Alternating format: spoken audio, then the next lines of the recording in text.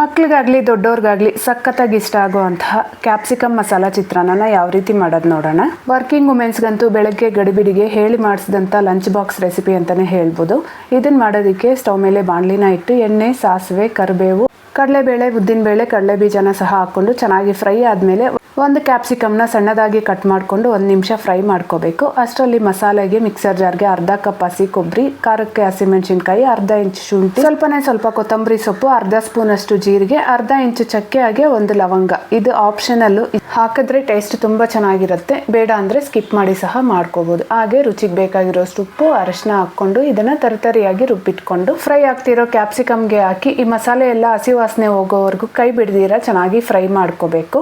ನಂತರ ಮೊದಲೇ ಮಾಡಿಟ್ಕೊಂಡಿದ್ದ ಇಬ್ಬರಿಗಾಗೋಷ್ಟು ರೈಸ್ನ ಹಾಕ್ಕೊಂಡು ಅದಕ್ಕೇನೆ ಒಂದು ಸ್ವಲ್ಪ ಕೊತ್ತಂಬರಿ ಸೊಪ್ಪು ಹಾಗೆ ಅರ್ಧ ಹೋಳು ನಿಂಬೆ ರಸನ ಸಹ ಹಿಂಡಿ ಚೆನ್ನಾಗಿ ಮಿಕ್ಸ್ ಮಾಡಿಕೊಂಡ್ರೆ ಸಕ್ಕ ಟೇಸ್ಟಿಯಾಗಿರೋವಂಥ ಕ್ಯಾಪ್ಸಿಕಮ್ ಚಿತ್ರಾನ್ನ ರೆಡಿ. ಇಷ್ಟ ಆದರೆ ವಿಡಿಯೋನ ಲೈಕ್ ಮಾಡಿ. ಬಾಯ್.